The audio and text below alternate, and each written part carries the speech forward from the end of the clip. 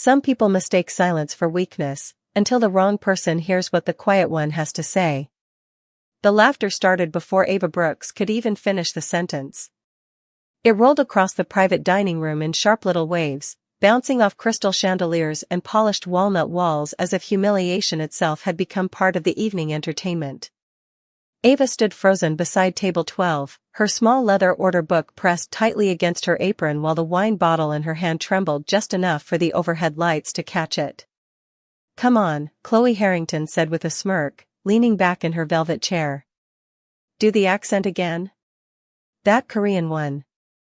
It's adorable." More laughter followed. Expensive laughter. The kind that came from people who had never worried about rent notices taped to apartment doors or grocery totals blinking too high at checkout counters. Ava lowered her eyes politely. "I'm sorry, ma'am. I was only trying to pronounce the dish correctly." And failing beautifully, one of the men at the table muttered before sipping his bourbon. Another guest pulled out his phone beneath the tablecloth, already recording. Ava noticed. She always noticed. But she said nothing. The Castellano Steakhouse sat 30 floors above Midtown Manhattan, wrapped in gold lighting and floor-to-ceiling windows that overlooked the river like a kingdom floating above the city. Men in tailored suits closed million-dollar deals there. Politicians drank there. Athletes proposed there. And tonight, the most powerful family in New York occupied the center table beneath the chandelier made of imported Murano glass. Vincent Castellano sat quietly near the end of the room, one arm resting against his chair, dark suit perfectly fitted across broad shoulders. He hadn't spoken much since arriving. He didn't need to. Men like Vincent carried silence the way other people carried weapons. Dangerous without effort. Beside him sat his father, Matteo Castellano, 80 years old and still commanding enough to make entire rooms breathe differently when he entered. The old man had barely touched his dinner. He simply watched. Ava carefully reached forward to refill Chloe's wine glass. "Easy there," Chloe said loudly as Ava's hand brushed the edge of the crystal. "I'd hate for you to spill something that costs more than your paycheck." The table burst into laughter again. Ava swallowed hard and stepped back. Her black flats ached from 11 straight hours on her feet. Her wrists still smelled faintly of lemon detergent from her morning shift cleaning offices downtown. But none of that showed on her face. She had learned long ago that survival often depended on becoming invisible. "Where are you from anyway?" another guest asked. "Your English is fine, but you've got that quiet foreign thing going on." Ava opened her mouth gently. "Brooklyn, sir." The man blinked. Chloe laughed even harder. "That's almost disappointing." Across the room, Vincent's jaw tightened almost invisibly. He glanced once toward Ava, then toward the guests at Chloe's table. He looked annoyed, though not enough to interfere. Not yet. Matteo, however, had stopped eating entirely. His pale blue eyes remained fixed on Ava's wrist. On the thin silver bracelet partially hidden beneath her sleeve. His expression changed so slightly no one else noticed it. No one except Vincent. The old man slowly set down his fork. The room kept laughing. But Matteo Castellano no longer heard any of it. The laughter slowly faded back into the soft clinking of silverware and jazz piano drifting through the restaurant, but Ava Brooks could still feel the heat burning across her cheeks as she carried her empty tray toward the service hallway. She kept her pace steady, shoulders relaxed, eyes lowered exactly the way she had trained herself to move after years of working places where wealthy people liked their servers invisible. The moment the kitchen door swung shut behind her, the sound of the dining room disappeared into muffled echoes, replaced by the hiss of grills, shouted orders, and clouds of steam rolling beneath fluorescent lights. Ava exhaled carefully for what felt like the first time in 10 minutes. "You okay?" one of the dishwashers asked quietly while stacking plates beside the sink. Ava forced a small smile. "I am fine." He gave her a look that said he did not believe her, but neither of them had time for honesty tonight. Friday evenings at Castellano Steakhouse were chaos wrapped in luxury. Every table was booked. Every server moved like they were balancing glass across thin ice. Ava quickly grabbed another order from the counter and tucked a loose curl back beneath her black headband. Her fingers brushed the silver bracelet on her wrist without thinking. It was old, scratched in places, the tiny engraved Korean symbols worn soft from years of use. Most people never noticed it. She preferred it that way. Table 9 needs water, the floor manager snapped while passing by. And smile more, Ava. You look nervous. Yes, sir. She moved immediately. Always polite. Always quiet. That was how you survived in Manhattan when your checking account hovered below $200 and your grandmother's medication sat unpaid on the kitchen counter at home. Ava rented half of a one-bedroom apartment in Queens above a laundromat that rattled all night long. Every morning she cleaned office buildings downtown before changing clothes in a public restroom and catching the subway to the restaurant. By the end of most weeks, her feet hurt so badly she soaked them in cold water while eating instant noodles at midnight beside her grandmother's oxygen machine. But she never complained. Complaining did not pay bills. As Ava passed the mirrored hallway leading back into the main dining room, she caught her reflection for half a second. Slim frame. Tired brown eyes. Dark curls pinned back too tightly. A young woman trying very hard to disappear inside a city designed to exhaust people like her. Then she saw Vincent Castellano watching her. Not directly. Not enough for anyone else to notice. But his dark eyes lifted briefly from his whiskey glass as she crossed the room carrying fresh plates toward another table. Calm. Controlled. Observing. Ava immediately looked away. Men like Vincent Castellano existed in newspapers, whispered conversations, and stories people lowered their voices to tell. Men with custom suits, private security, and enough influence to make entire restaurants stop breathing when they entered. She wanted nothing to do with that world.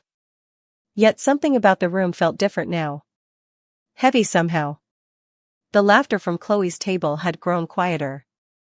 Matteo Castellano still sat motionless beneath the chandelier, one hand resting on his cane while the untouched espresso in front of him released thin curls of steam into the air.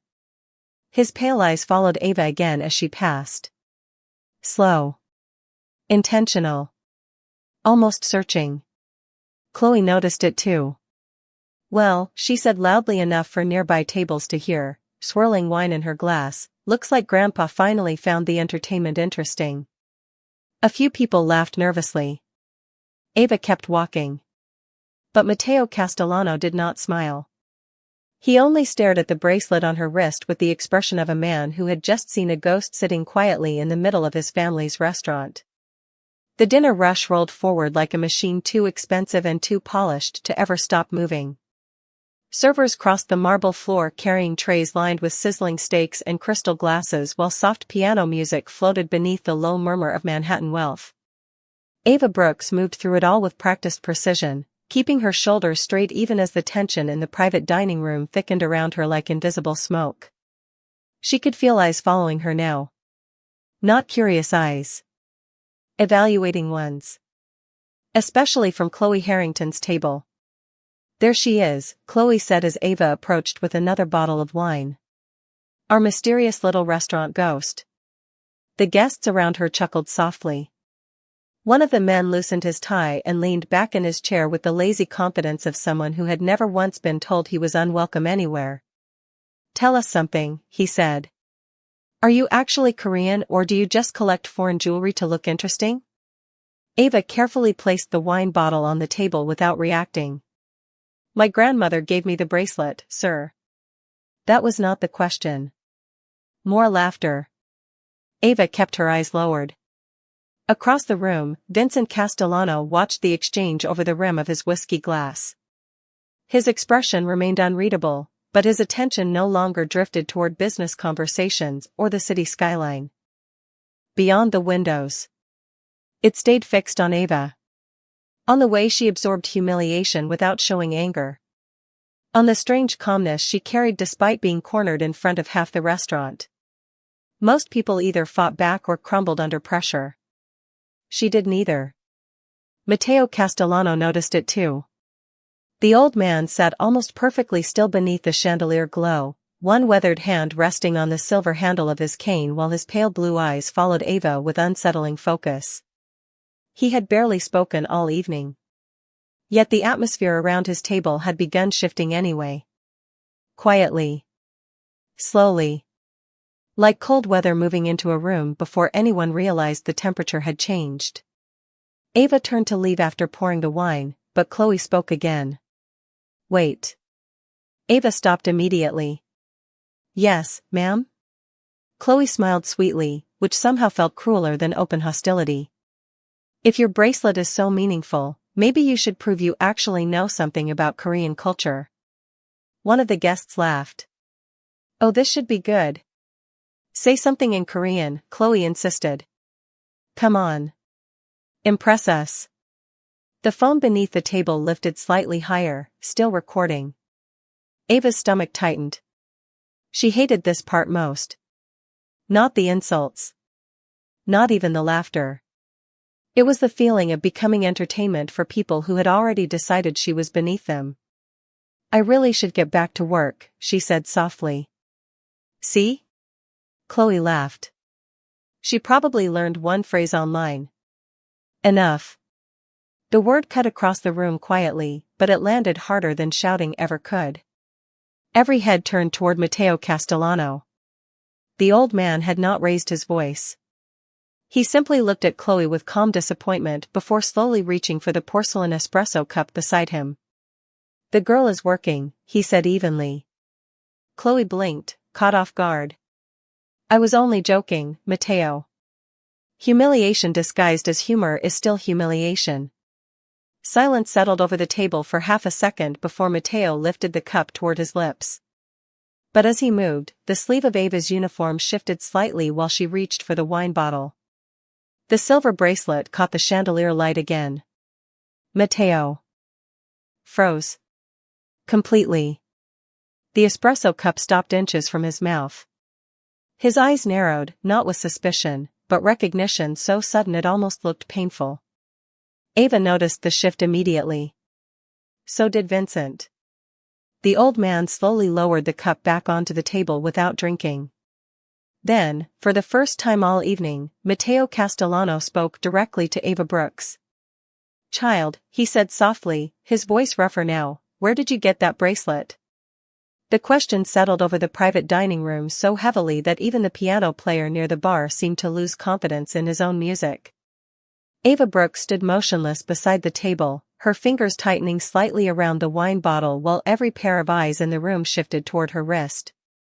The silver bracelet suddenly felt heavier than it ever had before. Chloe let out a soft laugh, trying to break the tension.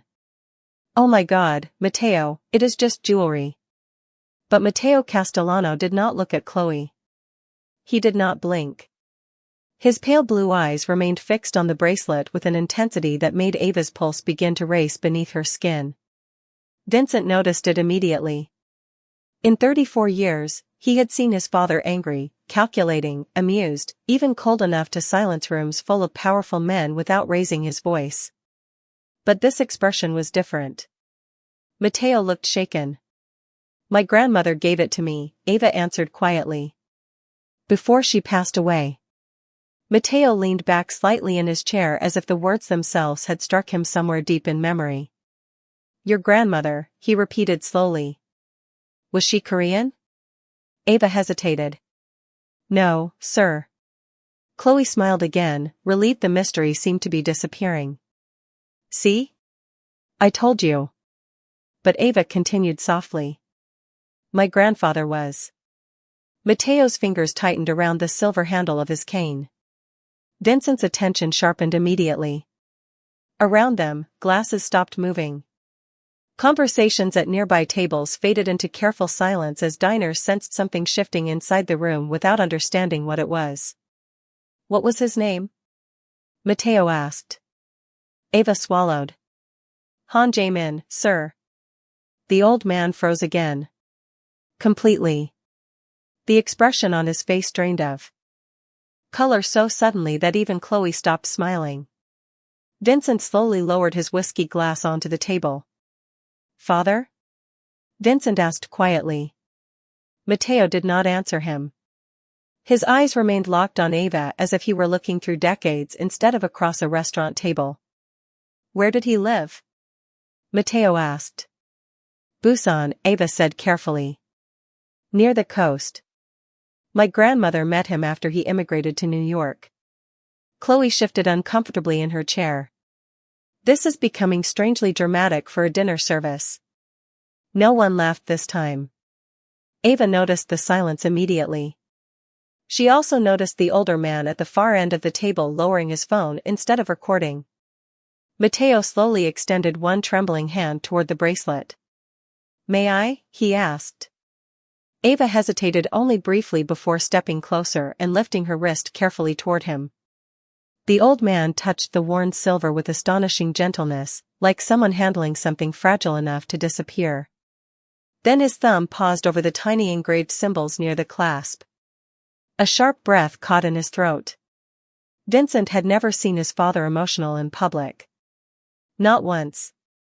Yet now the old man stared at the bracelet with eyes clouded by something dangerously close to grief. "Impossible," Matteo whispered under his breath. Ava's heart pounded harder. "Sir?" Matteo looked up at her slowly. "Who taught you to care for this bracelet?" "My grandfather did," Ava answered softly. "He told me never to take it off." "Did he ever teach you the words engraved here?" Ava blinked in surprise. "A little," she admitted. "Only a few phrases." Chloe gave an impatient laugh. "Can someone explain why we are acting like this waitress is carrying the Holy Grail?" Vincent finally turned toward her, and the coldness in his expression made her smile disappear almost instantly.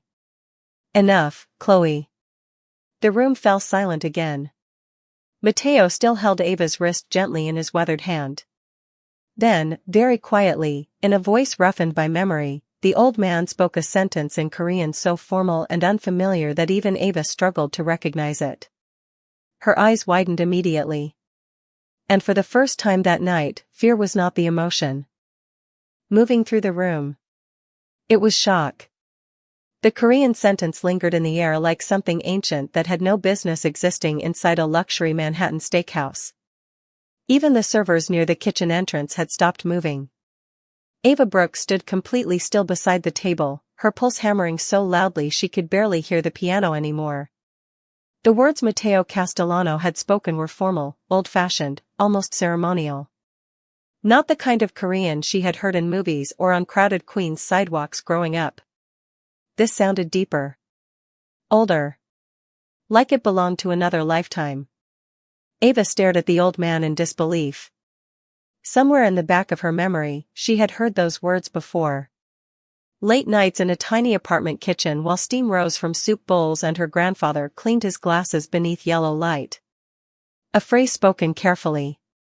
Reverently. A phrase he had once told her should never be answered casually. Matteo's pale blue eyes remained fixed on her face now, waiting. The entire table watched her in confusion. Chloe folded her arms impatiently. "This is insane," she muttered. "It is a language, not a seance." Vincent did not even glance at her. His attention stayed on Ava, studying the sudden fear and uncertainty crossing her face. He realized then that whatever was happening, the girl was not performing. She looked overwhelmed. Vulnerable. Almost emotional. Ava swallowed hard. Her fingers tightened slightly around the wine bottle before she carefully set it down onto the white tablecloth. Then, slowly, she lowered her gaze toward Matteo with visible respect. "My grandfather," she whispered softly, almost to herself. Matteo leaned forward. "What did he teach you?" Ava hesitated. The restaurant suddenly felt too bright. Too quiet. "He said those words should only be spoken to someone worthy of deep honor," she answered carefully.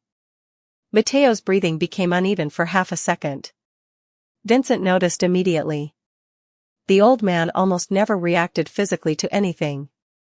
Yet now his hand trembled faintly against the silver handle of his cane. "Do you remember the proper response?" Matteo asked. Ava looked stunned. Only part of it, sir. Try. The room became completely silent. No glasses moving. No forks touching plates. Even the kitchen noise seemed distant now, swallowed by the tension hanging over the private dining room. Ava slowly clasped her hands together to stop them from shaking. Then, in careful Korean shaped by an accent softened through generations and memory, she answered him. The moment the words left her mouth, Matteo Castellano closed his eyes. A sharp breath escaped him like someone reopening a wound they had spent 50 years trying to survive. Vincent straightened immediately in his chair. Chloe looked between them with growing discomfort. Okay, seriously, what is happening? She demanded.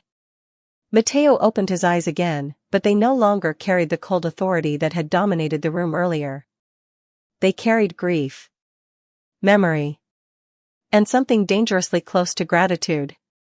That greeting, Matteo said quietly, looking at Ava, has not been spoken to me since 1971. The room froze again. Ava blinked in confusion. Sir?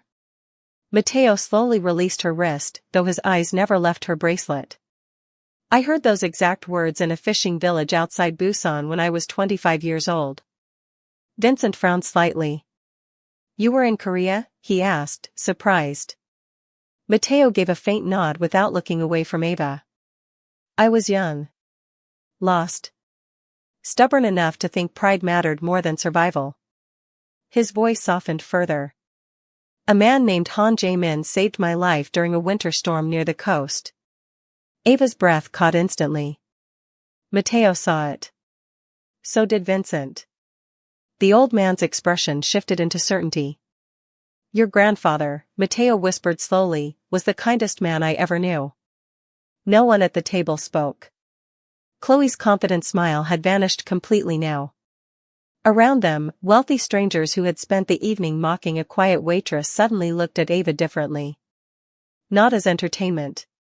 Not as background noise. But as someone standing at the center of a story none of them understood until now. And for the first time all night, Ava Brooks was no longer invisible. For several long seconds, nobody in the restaurant seemed to remember how to speak. The skyline beyond. The floor-to-ceiling windows glittered across the Hudson River while candlelight flickered softly against crystal glasses, but inside the private dining room the atmosphere had changed completely. Ava Brooks stood beside the table with her heart pounding so hard it almost hurt.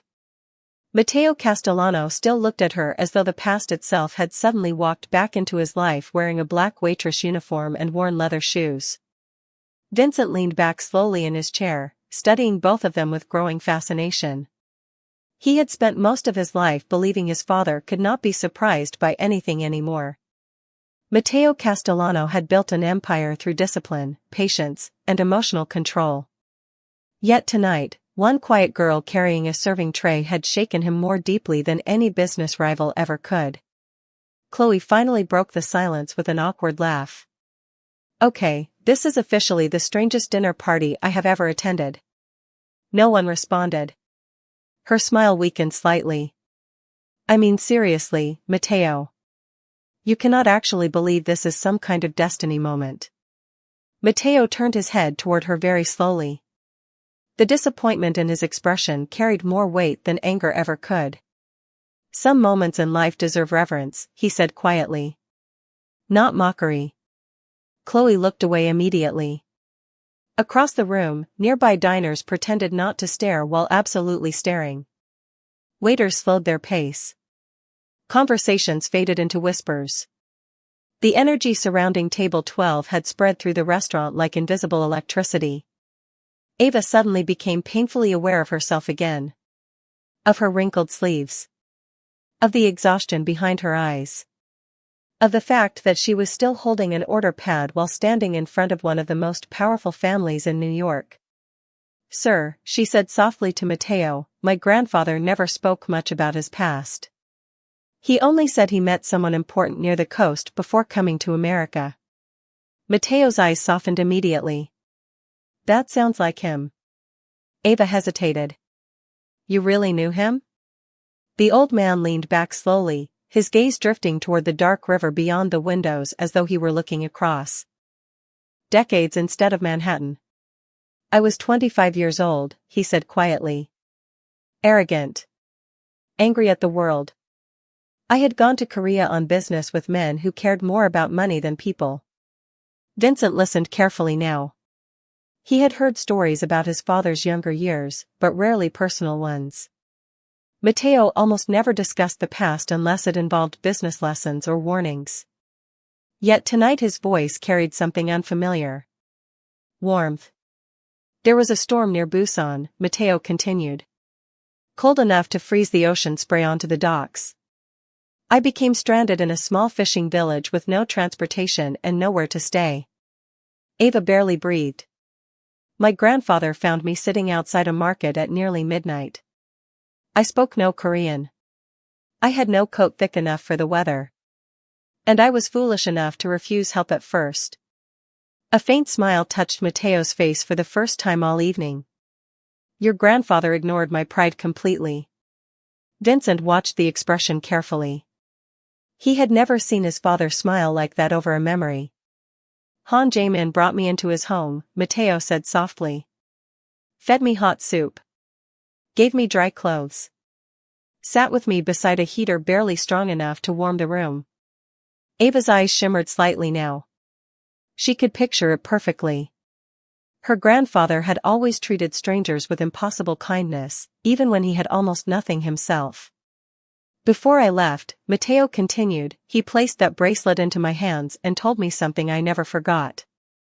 Slowly, the old man looked directly at Ava again. A person reveals their true worth by how they treat those who cannot benefit them. The room fell silent all over again. Chloe lowered her eyes toward the tablecloth. Even the guests who had laughed earlier suddenly looked uncomfortable sitting in their expensive chairs beneath the chandelier glow. Mateo's voice became softer. Your grandfather was poor by every financial measure imaginable, he said quietly. But he carried more dignity than most wealthy men I have known in 80 years. And for the second time that night, no one at the table could look at Ava Brooks the same way again. The silence surrounding table 12 no longer felt uncomfortable. It felt sacred. The kind of silence people instinctively protect when they realize they are witnessing something larger than themselves. Ava Brooks stood beside the table with her hands folded carefully in front of her apron, still trying to process the impossible connection unfolding in front of her. Her grandfather had been gone for almost 8 years. Yet tonight, in the middle of a luxury restaurant high above Manhattan, his memory suddenly sat alive between crystal glasses and candlelight. Mateo Castellano slowly reached for the espresso cup again, but his hands were steadier now. Not because the emotion had disappeared. Because he had finally accepted it. Your grandfather used to wake before sunrise every morning, Mateo said softly, almost smiling to himself. Even during freezing weather. He believed a man should greet the day before asking anything from it. Ava lowered her eyes, overwhelmed by how accurately the old man described him. He still did that in New York, she whispered. Even when he was old. Mateo nodded slowly. That sounds right. Vincent watched the exchange carefully from across the table. Something inside him had shifted during the last 20 minutes, though he could not fully explain why. At first Ava had simply been another exhausted server trying to survive a difficult shift. Now she stood at the center of a story connected to the one person Vincent trusted more than anyone else in the world. And somehow, despite the expensive room and powerful guests surrounding her, she remained exactly the same. Quiet. Respectful. Unpretentious. That affected him more than he expected. Why did he never tell you more about Korea? Mateo asked gently. Ava gave a small shrug.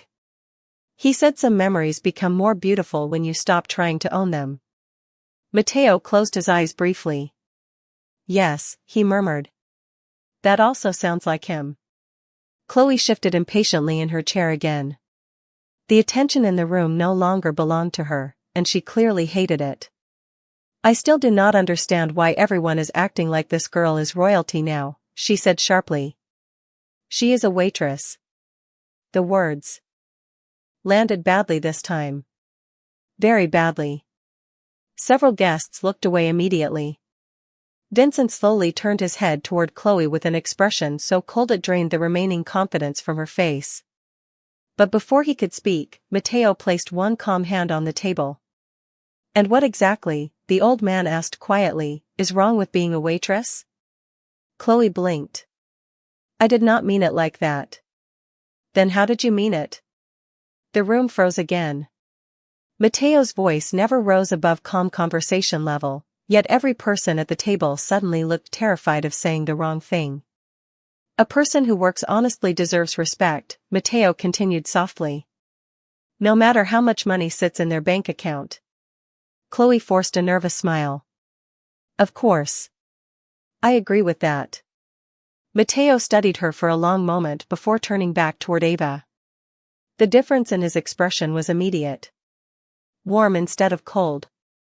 Gentle instead of judging. "Tell me something," he said. "Did your grandfather ever teach you how to prepare tea properly?" Ava looked surprised by the question. "Yes, sir." Matteo gave a faint nod toward the untouched teapot sitting near the center of the table. "Would you prepare it for me?" Chloe stared in disbelief. One of the guests nearly dropped his fork. In 80 years of life, Matteo Castellano had allowed almost nobody to serve him tea personally. It was one of his oldest habits, rooted in ritual and precision. Vincent himself had once spent months learning the exact method his father preferred. Ava hesitated, clearly aware that everyone in the room was watching her now for completely different reasons than before. Matteo noticed her uncertainty immediately. "Do not be nervous," he said softly. "Tonight, you remind an old man of someone he never forgot." Slowly, Ava stepped toward the teapot beneath the chandelier glow while the entire room watched her hands with absolute silence. Ava Brooks moved toward the teapot slowly, aware of every eye following her across the candlelit table. The restaurant no longer sounded like itself. The low jazz music, the clinking silverware, the distant conversations from wealthy strangers all seemed muted now, pushed far into the background by the strange gravity surrounding Matteo Castellano and the quiet waitress standing before him. Ava carefully removed the porcelain lid from the teapot and paused for half a second, studying the tea leaves inside. Vincent noticed the subtle change in her expression immediately. Calm replaced nervousness. Purpose replaced uncertainty. It was the same transformation people sometimes underwent when stepping into a familiar ritual learned long ago from someone they deeply loved. Matteo noticed it too. The old man watched her with remarkable stillness, his pale eyes reflecting memory after memory behind their quiet surface. Ava gently rotated the teapot once before pouring a small amount into the first cup, then discarding it into the waste bowl beside the tray. Several guests looked confused.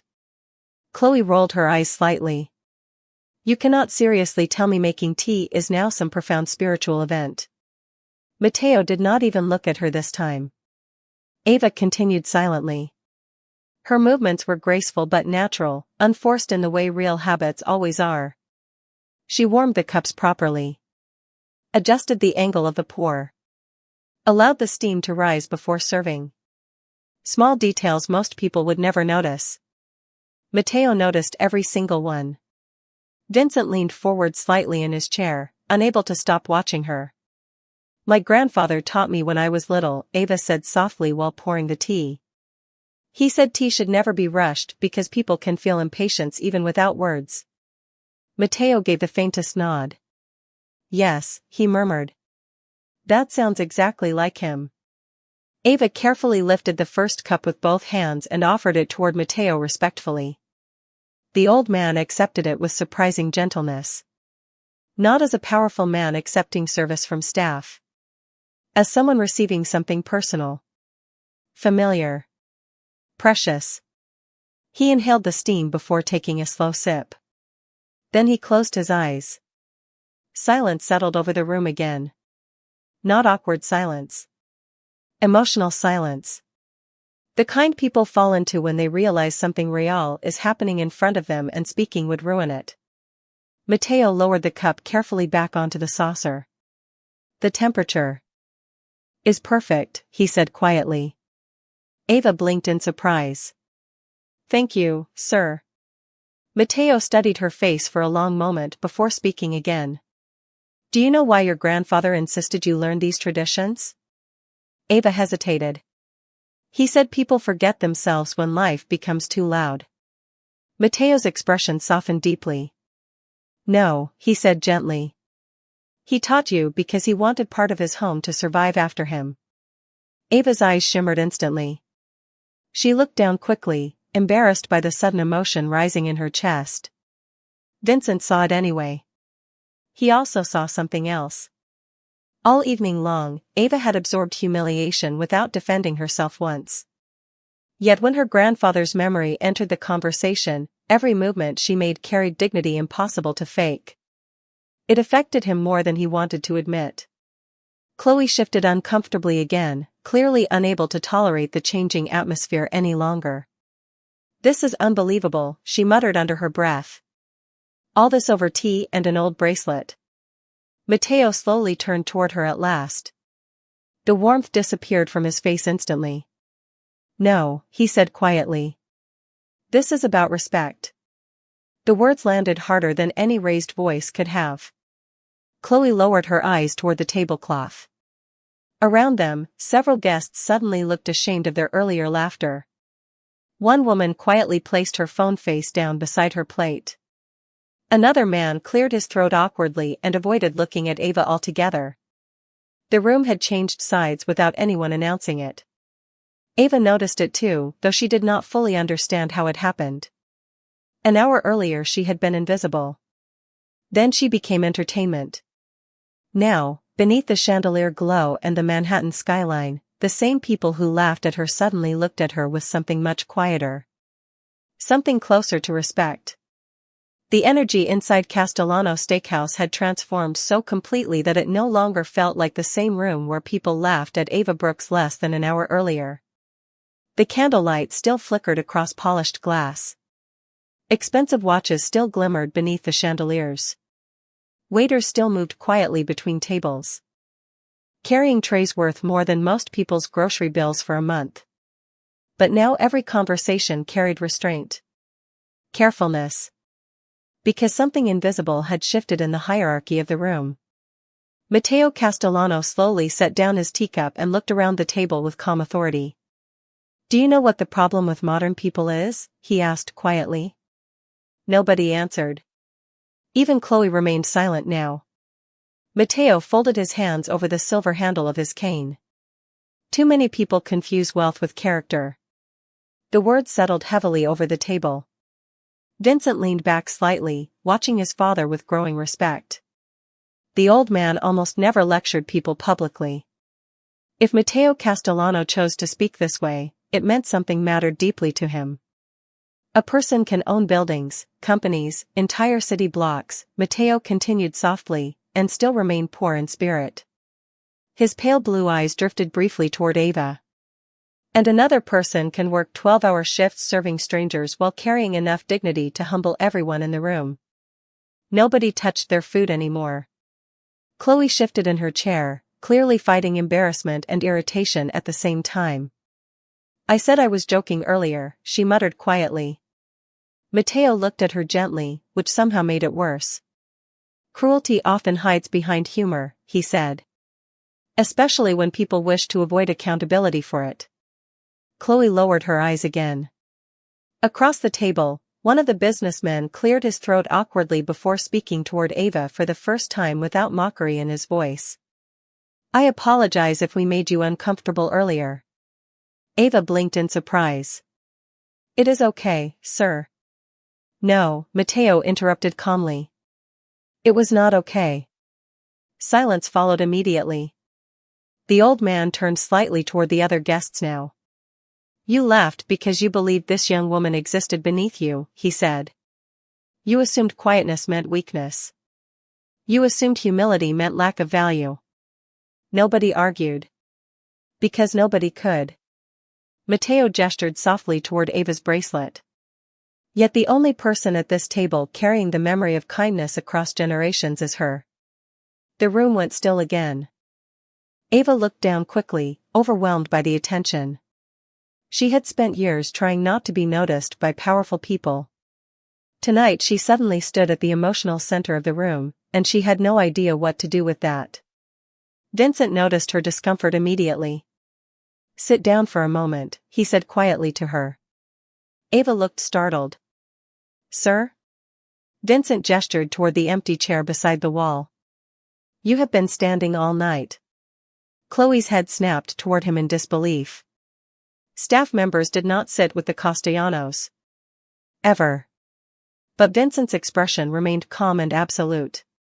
Ava hesitated before obeying carefully, perching at the edge of the chair as though she expected someone to change their mind. Mateo watched her with softened eyes. "Your grandfather once told me something during my final night in Busan," he said quietly. Ava looked up. "What did he say?" Mateo's gaze drifted toward the skyline beyond the windows. "He told me the world becomes dangerous when people stop recognizing the humanity of those who serve them." A heavy silence followed the sentence. Several guests looked visibly ashamed now. One woman quietly folded her napkin into her lap rather than meeting Ava's eyes. Another man slowly turned off the recording on his phone altogether.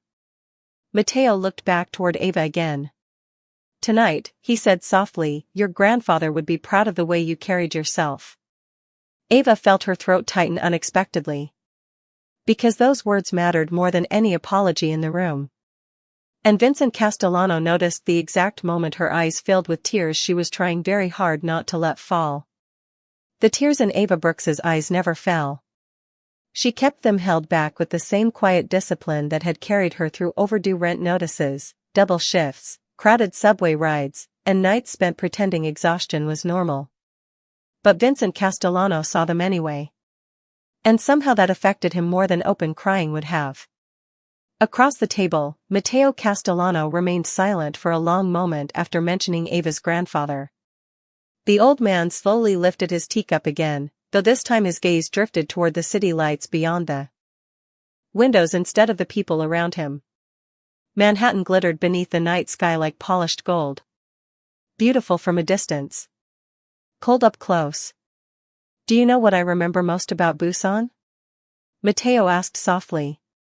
Nobody interrupted him. "Not the harbor.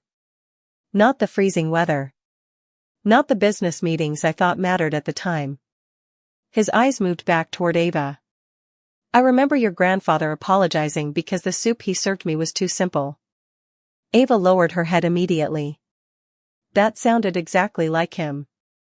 Mateo gave a faint smile touched with sadness. The man had almost nothing. Yet he worried whether a stranger felt welcomed in his home. Silence settled gently around the table again. Chloe stared down at her untouched wine glass now, no longer willing to meet anyone's eyes. The shift in the room had become undeniable. Earlier that evening, Ava existed as background noise to people like Chloe. Now every person sitting there understood something humiliating. The quiet waitress they mocked possessed more grace than all of them combined. Vincent leaned forward slightly, resting his hands together as he studied Ava carefully. "How long have you worked here?" he asked. Ava looked surprised by the question. "About 11 months, sir." "And nobody knew any of this about you?" She gave a small uncertain shrug. "It never seemed important." Vincent looked at her for another long second. That answer stayed with him. In his world, people constantly advertised themselves. Their money. Their influence. Their achievements. Yet Ava had carried an extraordinary family history quietly beneath a restaurant uniform without ever using it for attention. Mateo noticed the look on his son's face and almost smiled. "Your generation talks too much," the old man murmured. Vincent exhaled a quiet laugh through his nose. "Probably true." One of the businessmen finally cleared his throat awkwardly. "Miss Brooks," he said carefully, "earlier tonight I behaved disrespectfully toward you." Ava immediately shook her head politely. "It is all right, sir." "No," the man replied softly this time. "It is not." The sincerity in his voice surprised even himself. Another guest spoke up. Next. Then another. Small apologies. Quiet ones. No dramatic speeches. Just wealthy strangers suddenly recognizing the humanity in someone they had dismissed less than an hour earlier. Ava listened without knowing where to look. Her cheeks remained warm with embarrassment, but something else moved through her too now. Grief. Because every kind word tonight made her miss her grandfather more. Mateo slowly rose from his chair with the help of his cane. The movement instantly silenced the entire room again. At 80 years old, the old man still carried the kind of presence that shifted energy simply by standing. He looked toward Ava with remarkable softness in his pale eyes. Your grandfather once told me that dignity is not something wealth can purchase, Mateo said quietly. It is revealed by how a person treats others when nobody is forcing them to be kind. Ava's throat tightened again. Mateo took one slow step closer to her. Then, to the shock of every person in the restaurant, the old man placed one hand gently over his heart and bowed his head toward the quiet waitress standing beside the table. Not dramatically. Not performatively. Respectfully. Deeply. The entire room froze. Chloe's mouth parted slightly in disbelief. Several diners nearby stopped eating altogether. Even the waitstaff near the kitchen door stared openly now. Vincent looked at his father, then at Ava, and understood something important in that moment. Mateo Castellano was not honoring a waitress. He was honoring the memory of a man who once showed him kindness when he had nothing to offer in return. And somehow, through Ava Brooks, that kindness had just returned to him across 50 years. The restaurant remained silent several seconds after Mateo Castellano straightened from the bow. It was not the silence of discomfort anymore. It was the silence people fall into when pride suddenly feels small. Ava Brooks stood frozen beside the table, her hands trembling faintly at her sides while the old man looked at her with calm sincerity. No one in her life had ever bowed to her before. Certainly not a man powerful enough to make governors answer their phones after midnight. Sir, Ava whispered shakily, you do not have to do that. Mateo's expression softened. Yes, he said quietly. I did. The chandelier light reflected against the silver bracelet on Ava's wrist while emotion tightened painfully in her chest. She had spent years feeling invisible inside New York City. Years moving through crowded streets and expensive buildings where people rarely looked directly at workers unless something went wrong. Yet tonight, for reasons she still could not fully understand, her grandfather's kindness had reached across half a century and changed the atmosphere of an entire room. Vincent Castellano watched her carefully. The exhaustion behind her eyes. The way she kept trying to minimize herself even after receiving respect most people at the table would spend fortunes trying to earn. It unsettled him in ways he was not prepared for. When was the last time you visited your grandfather's hometown? Mateo asked gently. Ava lowered her gaze. I never have. Mateo looked surprised. Never? She shook her head softly. We could never afford it. Something flickered across Vincent's face at those words. Not pity. Something quieter. More personal. Mateo slowly returned to his chair, though his attention never fully left Ava. Your grandfather used to describe the coastline there every winter, he murmured. He spoke about the sea as if it were alive. Ava smiled faintly through lingering emotion. He used to say the ocean teaches people humility because waves do not care how important you think you are. Mateo let out a low laugh under his breath. That sounds exactly like him. Around the table, several guests smiled awkwardly now, trying to recover from the embarrassment of earlier. The shift in power had become impossible to ignore. The same waitress they mocked now held the emotional respect of the most feared man in the room. Chloe noticed it too, and it clearly infuriated her. This whole night has become ridiculous, she muttered quietly before taking another sip of wine. Vincent's eyes moved toward her instantly. Cold. Sharp. Then leave. The words landed like ice water across the table. Chloe blinked in shock. Excuse me? Vincent did not. raise his voice.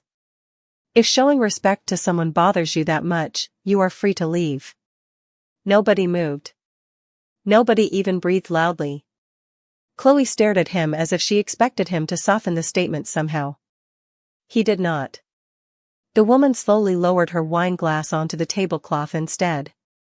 Mateo observed the exchange silently before turning back toward Ava again. You handled yourself well tonight, he said softly. Ava looked confused by the praise. I did not really do anything. Mateo shook his head gently. Exactly. Ava frowned slightly. Mateo leaned forward just enough for his voice to lower into something almost fatherly. Most people become cruel the moment they gain power, he said. Very few remain kind when others give them a reason not to be. Ava's eyes dropped toward her hands. She understood more than he realized. Working in restaurants had taught her how quickly people revealed themselves once they believed staff members were beneath them. Mateo continued softly, tonight you were insulted, laughed at, and treated unfairly. Yet you still served everyone with grace. The old man paused briefly before adding, that is strength, child. Not weakness. The room went quiet all over again. Because everyone sitting there knew he was right. Vincent looked at Ava differently now. Not as staff.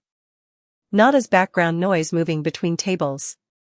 But as a woman carrying quiet resilience powerful enough to humble an entire room without ever once raising her voice.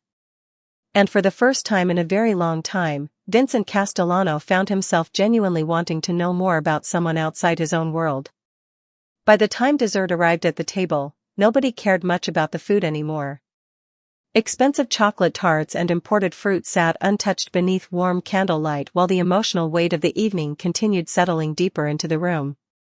The skyline outside glittered across the dark river, but inside Castellano Steakhouse the atmosphere felt strangely intimate now, as though the city itself had disappeared beyond the glass.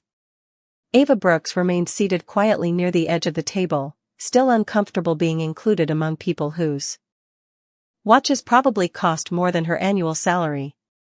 Yet no one treated her like staff anymore. Not after Mateo Castellano bowed to her in front of the entire restaurant. That single moment had changed everything. A server approached cautiously carrying another pot of tea. Sir, he asked Mateo nervously. Mateo glanced toward Ava instead. Let her prepare it. The young server immediately stepped aside without question. Ava hesitated. I can return to work if you need me to, sir. Vincent answered before his father could. You are exactly where you should be.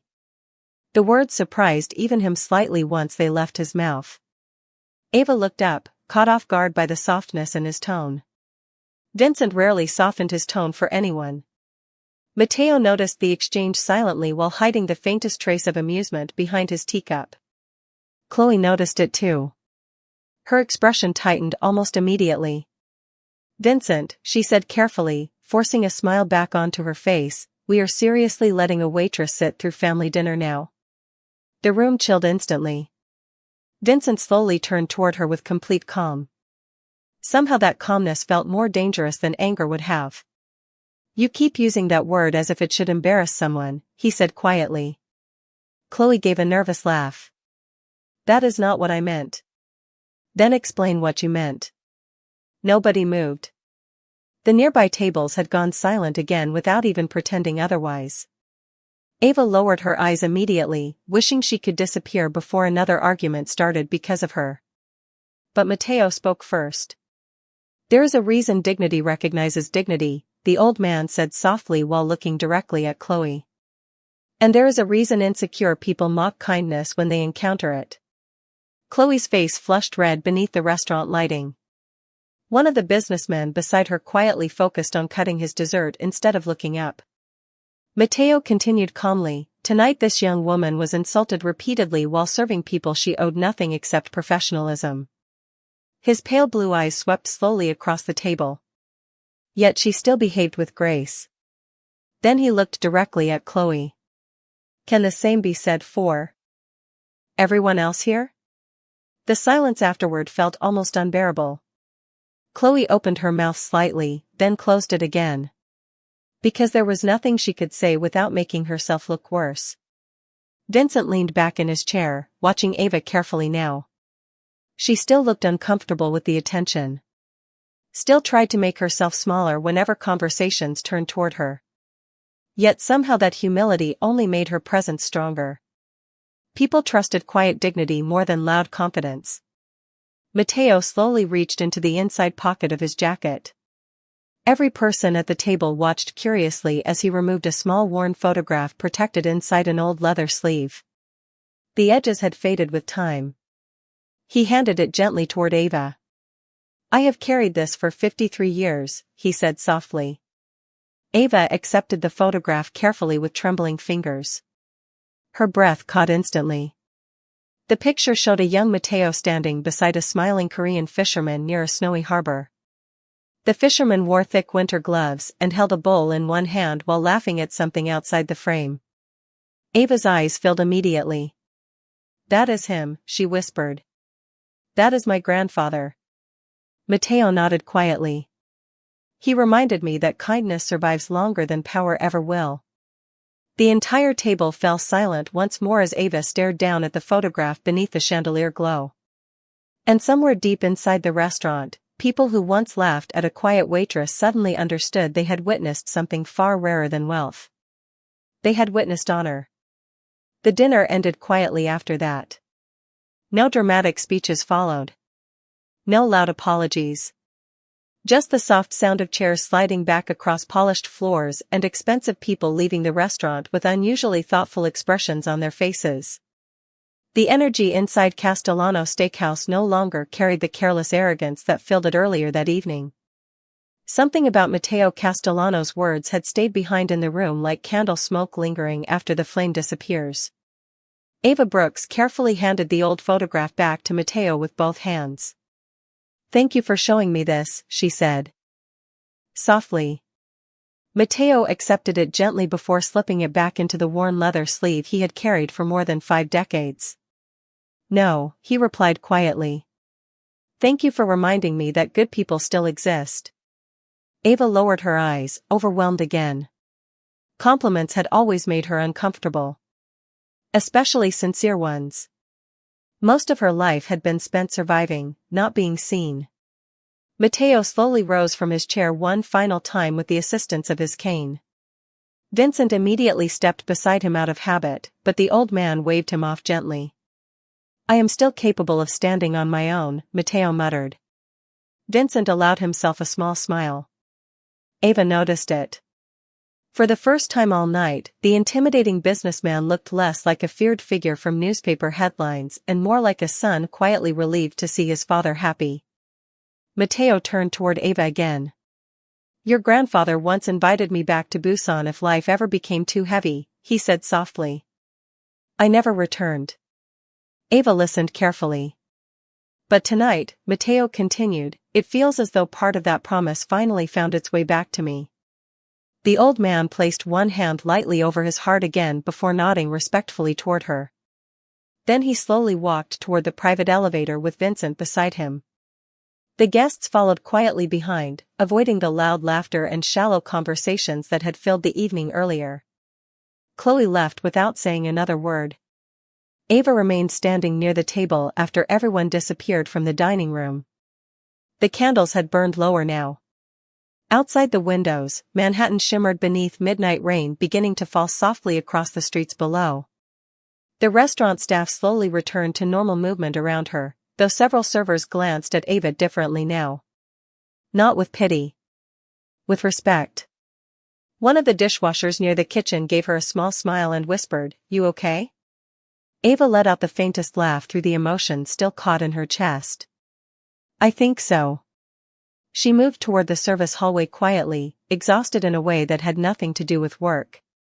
As she reached the employee exit near the back corridor, she heard footsteps behind her. Vincent Castellano stood there holding a dark wool coat over one arm. "You forgot this at the table," he said calmly. Ava blinked in surprise. "That is not mine."